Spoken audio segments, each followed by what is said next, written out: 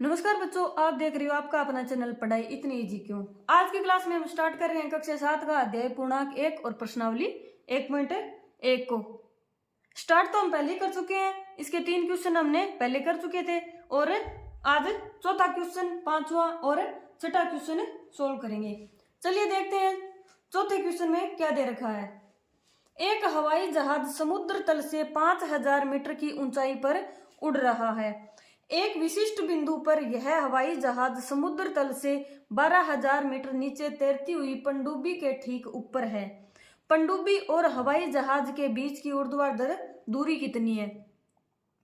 कोई हवाई जहाज है, वो समुद्र तल से, ये अपना समुद्र का ऊपर वाला जो तल होता है, पानी का तल होता है, उससे 5000 मीटर ऊंचा उड़ रहा है। यानी ये दूरी अपनी क्या दे रखी है, 5000 मीटर।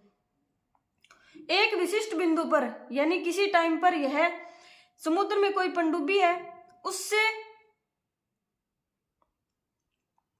उससे वह कितनी दूरी पर है ये बताना है। और पनडुब्बी है वो कितनी है, समुद्र तल से 1200 मीटर की दूरी पर नीचे है और तैर रही है।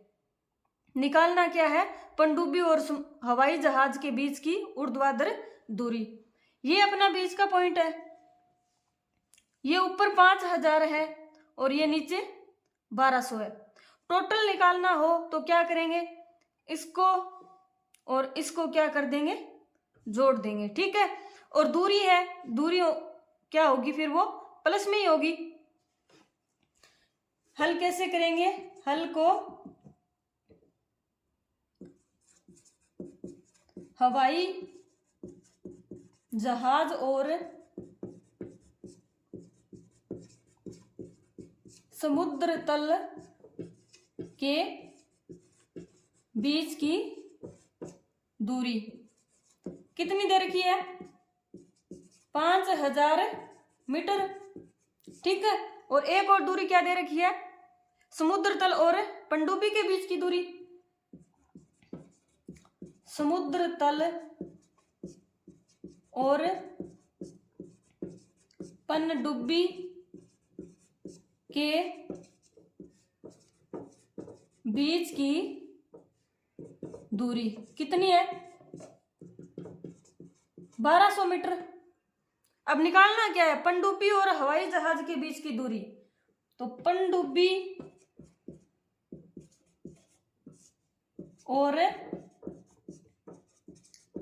हवाई जहाज के बीच की दूरी, पनडुब्बी और हवाई जहाज के बीच की दूरी क्या होगी, पनडुब्बी और समुद्र तल के बीच की दूरी प्लस में समुद्र तल और हवाई जहाज के बीच की दूरी। 1200 प्लस में 5000 या 5000 प्लस 1200 कर दो, कितने हुए, 6200 मीटर। यानी ये जहाज है वो पनडुब्बी से 6200 मीटर की ऊंचाई पर उड़ रहा है, ठीक है। आया समझ में। नेक्स्ट क्वेश्चन देखते हैं क्या है उसमें।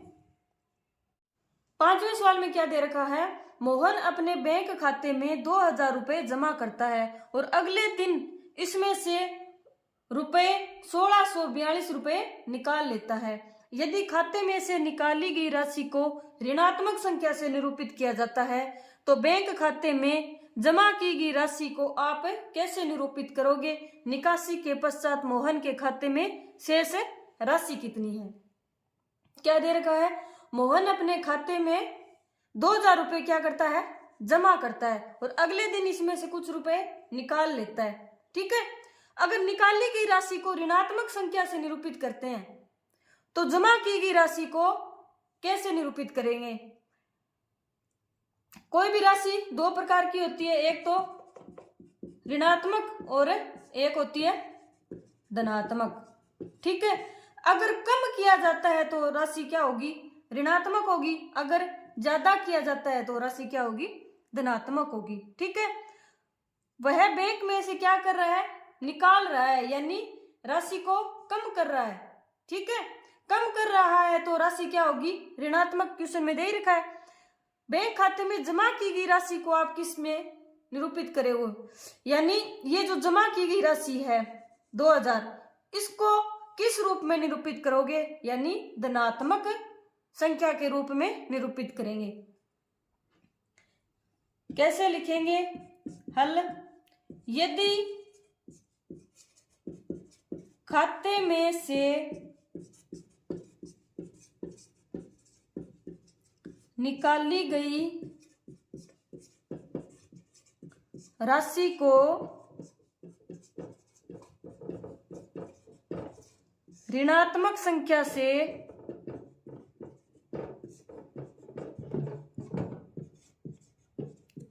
निरूपित किया जाता है तो खाते में जमा की गई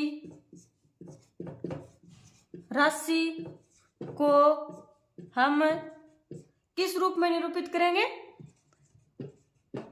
धनात्मक, यानी इसमें वो बढ़ रहा है यानी उसमें धनात्मक रूप में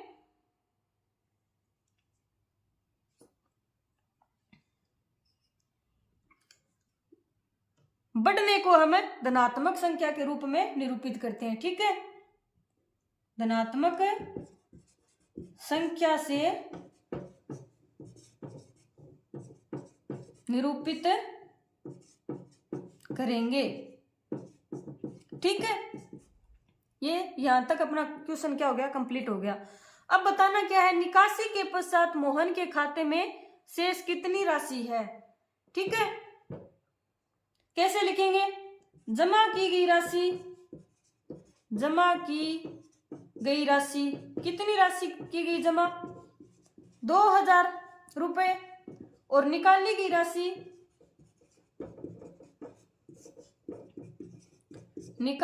राशि, कितनी निकाली है उसने, 1642 और रुपए। अब शेष राशि, तो खाते में शेष कितनी राशि बची,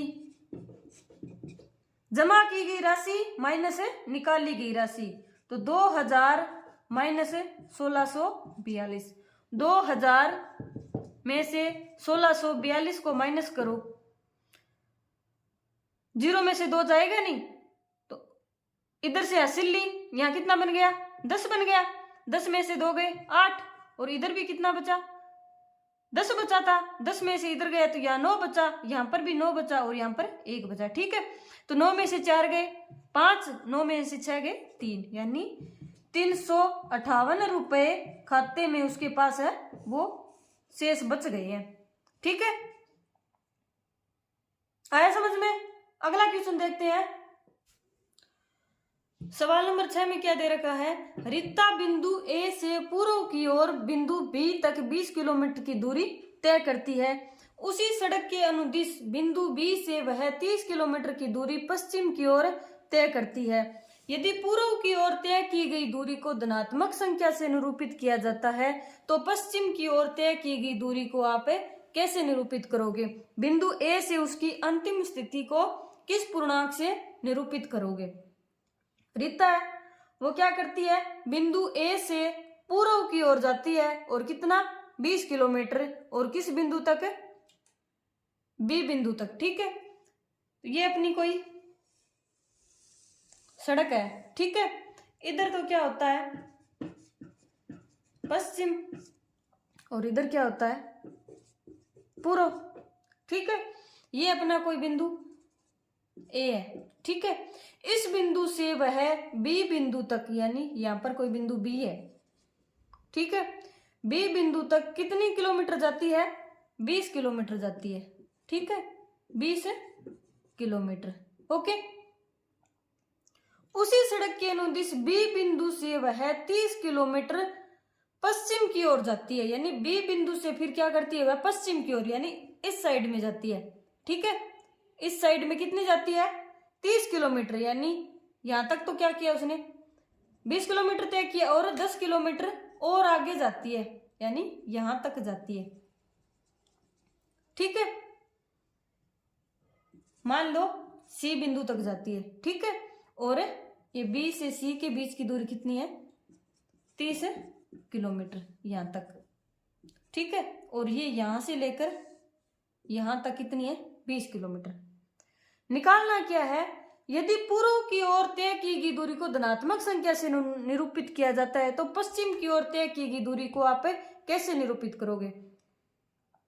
यानी ए से पूर्व की ओर जाती है तो उसे धनात्मक संख्या से निरूपित किया जाता है, अगर वह वापस पश्चिम की ओर आएगी तो किससे निरूपित करेंगे, पहले तो जाएगी, वापस आएगी, जाने को हम धनात्मक कहेंगे तो वापस आने को क्या कहेंगे, ऋणात्मक संख्या से हम निरूपित करेंगे, ठीक है।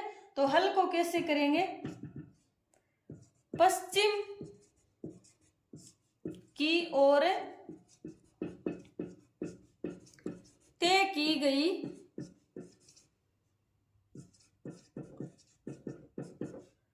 की गई दूरी को हम ऋणात्मक संख्या से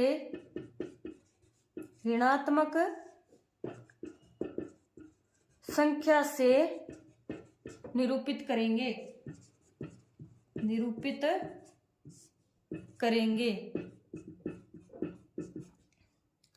अब निकालना क्या है, दूसरा क्वेश्चन इसमें, इसी के अंदर बिंदु ए से उसकी अंतिम स्थिति को किस पूर्णांक से निरूपित करोगे। यानी ए से पहले तो बी की तरफ गया, फिर बी से वापस सी की तरफ गया, यानी ए से सी की ये जो दूरी है उसको किस पूर्णांक से निरूपित करोगे, यानी कितनी दूरी है उसको ज्ञात करना है, ठीक है। तो सबसे पहले ए से बी तक की दूरी कितनी है, 20 किलोमीटर, वो भी किसकी है, धनात्मक में यानी प्लस की। बी से सी तक की दूरी कितनी है, 30 किलोमीटर, और किसकी है, ऋणात्मक संख्या में यानी माइनस की, ठीक है। तो ए से उसकी अंतिम स्थिति को, तो ए से सी तक की दूरी कितनी आएगी, पहले तो ए से बी तक की दूरी, ठीक है, और फिर उसमें से या तो जोड़ दो या फिर घटा दो, ए से बी तक की दूरी, फिर प्लस में क्या होगा, बी से सी तक की दूरी, बी से सी तक की दूरी क्या होगी, माइनस की 30, और 20 प्लस और माइनस का गुणा कितना हो जाएगा, माइनस का 30, यानी -10 संख्या से पूर्णांक से क्या करेंगे, निरूपित करेंगे। इसलिए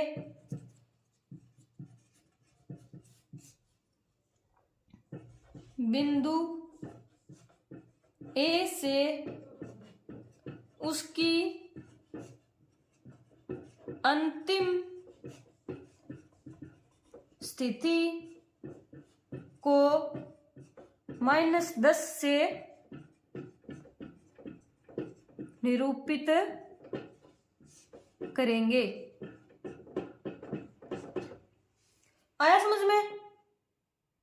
आज के लिए इतना ही। आज की क्लास आपको कैसी लगी कमेंट करके जरूर बताइए। अगर पसंद आई तो चैनल को लाइक शेयर एंड सब्सक्राइब करें और आगे की क्लास के लिए मेरे साथ जुड़े रहिए। और तब तक के लिए पढ़ते रहिए, बढ़ते रहिए और पढ़ाई को इजी बनाते रहिए। Thank you.